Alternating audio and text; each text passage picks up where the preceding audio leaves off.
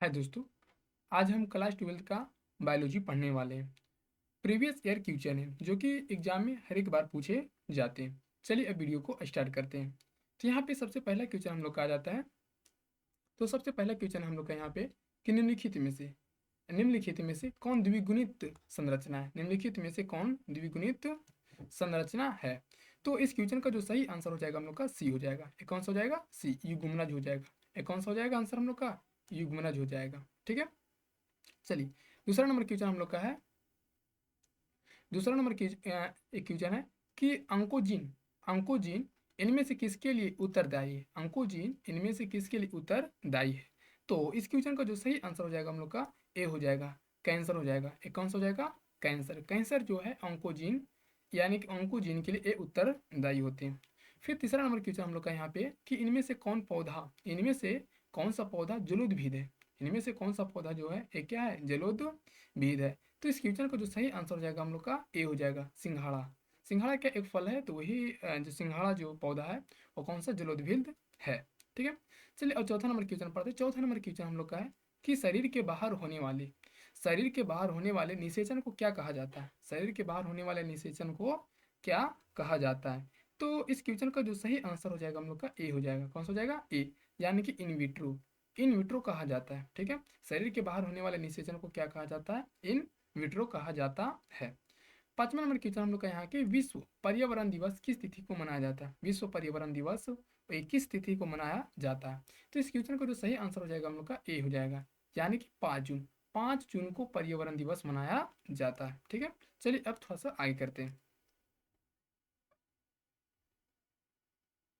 छठा number question हम लोग का यहाँ पे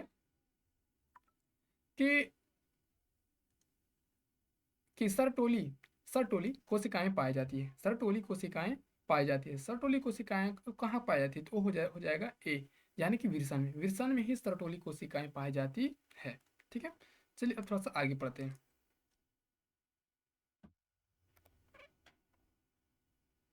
अब ये 7 नंबर क्वेश्चन हम लोग का यहाँ पे आ जाता है। देखिएगा, 7 नंबर क्वेश्चन हम लोग से कहा जा रहा है कि ऑपरेशन मॉडल क्या प्रदर्शित करता है। ऑपरेशन मॉडल ये क्या प्रदर्शित ये करते हैं। ठीक है, तो इस क्वेश्चन का जो सही आंसर हो जाएगा हम लोग का सी हो जाएगा। कौन सा? सी, यानी कि ऑपरेशन मॉडल यानी कि जीन का रेगुलेशन को क्या करते हो? प्रदर्शित करता है। ठीक है, जीन का रेगुलेशन को ये क्या करते हैं? प्रदर्शित ये करते हैं। 8वां नंबर क्वेश्चन हम लोग का यहाँ पे है कि निम्नलिखित में से कौन जंतु उभयलिंगी नहीं है। निम्नलिखित में से कौन सा जंतु उभयलिंगी नहीं है। तो आठ का सही आंसर हो जाएगा हम लोग का सी, यानी कि घरेलू मक्खी हो जाएगा। कौन सा हो जाएगा? घरेलू मक्खी हो जाएगा। ठीक है, तो घरेलू मक्खी जो है ये क्या उभयलिंगी नहीं है। चलिए 9 नंबर क्वेश्चन पढ़ते हैं। 9वां नंबर क्वेश्चन में कहा जा रहा है कि इनमें से कौन सा नाइट्रोजिन्स बेस डीएनए में नहीं होता। इनमें से कौन सा नाइट्रोजिन्स बेस डीएनए में नहीं होता है। ठीक है, तो 9वां नंबर क्वेश्चन का जो सही आंसर हो जाएगा हम लोग का बी हो जाएगा। कौन सा हो जाएगा? बी, यानी कि यूरासिल हो जाएगा। कौन सा हो जाएगा? यूरासिल। यहाँ तक किसी प्रकार का कोई दिक्कत आप लोग को होना नहीं चाहिए। ठीक है, चलिए अब 10वां नंबर क्वेश्चन हम लोग ये पढ़ते हैं।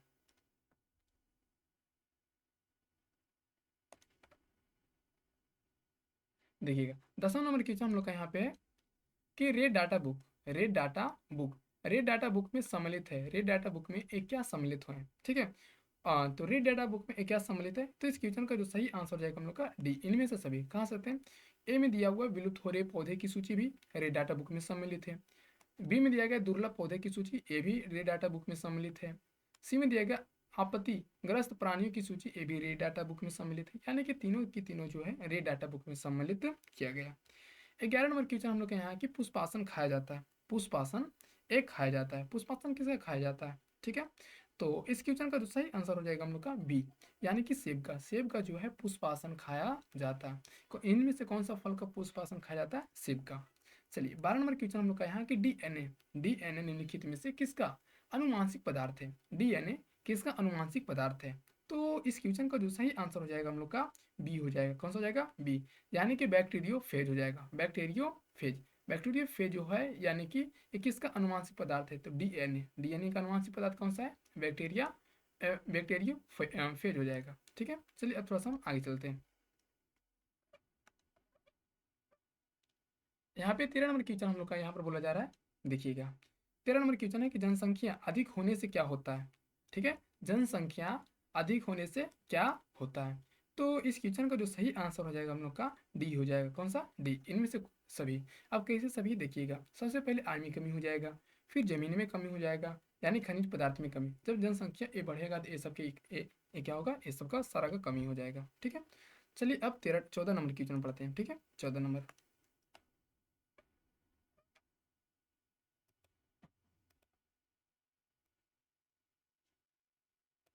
देखिएगा। 14 नंबर क्वेश्चन हम लोग से क्या कहा जा रहा है। 14 नंबर क्वेश्चन इसमें कहा जा रहा है हम लोग का कि एक्रोसोम इनमें से किसका संभाग है। ठीक है, एक्रोसोम इनमें से किसका संभाग है। तो इस क्वेश्चन का जो सही आंसर हो जाएगा हम लोग का ए, एक्रोसोम इनमें से किसका संभाग है। तो इस क्वेश्चन का जो सही आंसर हो जाएगा ए, मानव शुक्राणु की सिरका, मानव शुक्राणु का सिरका। 15 में दिया गया इनमें से कौन सा जीवाणु जनित रोग है, इनमें से कौन जीवाणु जनित रोग है। ठीक है, जीवाणु जनित रोग कौन सा इसमें से। तो इस क्वेश्चन का जो सही आंसर हो जाएगा हम लोग का डी, इनमें से सभी। कह सकते हैं कुष्ठ रोग जो भी कुष्ठ रोग है वो कौन सा, कैसा रोग है, ये जीवाणु जनित रोग है। क्षय रोग एक कैसा रोग है, जीवाणु जनित रोग है। हैजा, हैजा कैसा रोग है, ये जीवाणु जनित रोग है। तो ये सब सारे के सारे जो रोग है एक कैसा रोग है, जीवाणु जनित रोग है। ठीक है, कैसा रोग है, जीवाणु जनित रोग। 16 नंबर क्वेश्चन है कि मनुष्य पुरुष में गुणसूत्र की संख्या क्या है, मनुष्य में गुणसूत्रों की संख्या ये कितना है। तो 16 नंबर क्वेश्चन का जो सही आंसर हो जाएगा हम लोग का बी, 44 प्लस एक्स वाई होता है, 44 प्लस एक्स वाई। ठीक है, चलिए अब आगे देखते हैं।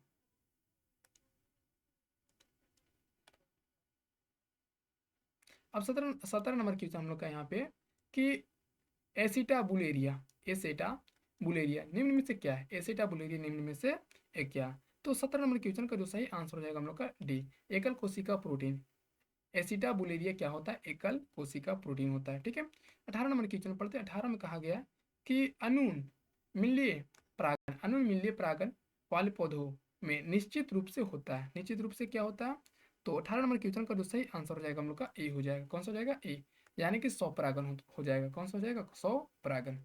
चलिए 19 नंबर क्वेश्चन पढ़ते हैं। 19 नंबर क्वेश्चन में कहा गया कि पारिस्थितिकी तंत्र के आहार श्रृंखला में, पारिस्थितिकी तंत्र के आहार श्रृंखला में ऊर्जा का प्रवाह होता है। ठीक है, पारिस्थितिकी तंत्र के आहार श्रृंखला में ऊर्जा का प्रवाह होता है। तो 19 नंबर क्वेश्चन का जो सही आंसर हो जाएगा हम लोग का ए हो जाएगा, एक दिशीय हो जाएगा। कौन सा हो जाएगा, एक दिशीय।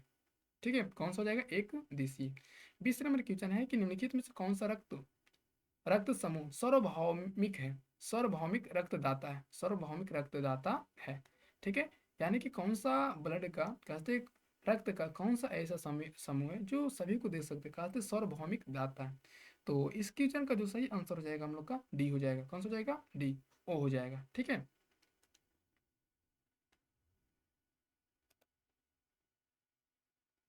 चलिए 21 नंबर क्वेश्चन पढ़ते हैं। 21 नंबर क्वेश्चन में है कि एक संकरण क्रॉस का फिनो फिनोटिपिक अनुपात क्या है, एक संकरण क्रॉस का फिनोटिपिक अनुपात क्या है। तो इस क्वेश्चन का जो सही आंसर हो जाएगा हम लोग का बी हो जाएगा। कौन सा हो जाएगा, बी, 3:1 हो जाएगा, 3:1। 22 नंबर क्वेश्चन है कि गेंडा अभ्यारण्य किस राज्य में अवस्थित है, गेंडा अभ्यारण्य किस राज्य में अवस्थित है। 22 नंबर क्वेश्चन का जो सही आंसर हो जाएगा हम लोग का ए हो जाएगा, असम में। कहाँ उपस्थित है, असम में। ठीक है, गेंडा अभ्यारण्य कहाँ स्थित है, असम में है। ठीक है, अब 23 नंबर क्वेश्चन पढ़ते हैं। 23 नंबर क्वेश्चन में हम लोग से कहा जा रहा है कि डीएनए से एमआरएनए बनने की क्रिया को क्या कहा जाता है, डीएनए से एमआरएनए बनने की क्रिया को क्या कहा जाता है। तो 23 नंबर क्वेश्चन का जो सही आंसर हो जाएगा हम लोग का ए हो जाएगा, यानी कि ट्रांसक्रिप्शन हो जाएगा, ट्रांसक्रिप्शन कहा जाता है। ठीक है, डीएनए से आरएनए बनने की प्रक्रिया को क्या कहा जाता है, ट्रांसक्रिप्शन कहा जाता है।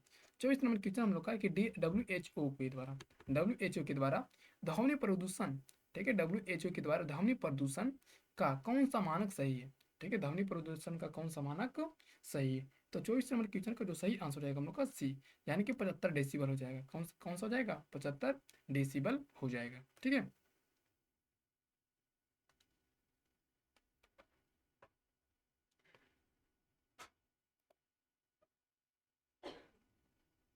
चलिए अब 25 नंबर क्वेश्चन पढ़ते हैं। ये क्या कहा जा रहा है। 25 नंबर क्वेश्चन में कहा जा रहा है कि मलेरिया रोग उत्पन्न होता है। ठीक है, मलेरिया रोग रोग उत्पन्न होता है। तो इस क्वेश्चन का जो सही आंसर हो जाएगा हम लोग का बी, यानी कि मादा एनोफ्लीज से। तो मलेरिया रोग किससे उत्पन्न होता है? मादा एनोफ्लीज से उत्पन्न होता है। 26 नंबर क्वेश्चन में कहा जा रहा है कि किस गैर फली पौधों की, किस गैर फली पौधों की जड़ पिंड में जैविक खाद मौजूद है? ठीक है, किस गैर फली पौधों की जड़ पिंड में जैविक खाद मौजूद है? तो 26 नंबर क्वेश्चन का जो सही आंसर हो जाएगा हम लोग का ए, यानी कि एजोटोबैक्टर हो जाएगा, एजोटोबैक्टर हो जाएगा। 27 नंबर क्वेश्चन है कि दूध से दही बनने में किस जीवाणु को उपयोग किया जाता है? ठीक है, दूध से दही बनने में किस जीवाणु को उपयोग किया जाता है? तो वो हो जाएगा हम लोग का बी हो जाएगा, लैक्टोबैसिलस हो जाएगा। कौन सा हो जाएगा? लैक्टोबैसिलस हो जाएगा। ठीक है, 28 नंबर क्वेश्चन हम लोग को अर्जित गुणों के वंशागति का सिद्धांत किनके द्वारा किया गया है? ठीक है, अर्जित गुणों के वंशागति का सिद्धांत किनके द्वारा किया गया है? तो 28 नंबर क्वेश्चन का जो सही आंसर हो जाएगा हम लोग का बी, लेमार्क के द्वारा। किसके द्वारा किया गया है? लेमार्क के द्वारा किया गया है। ठीक है,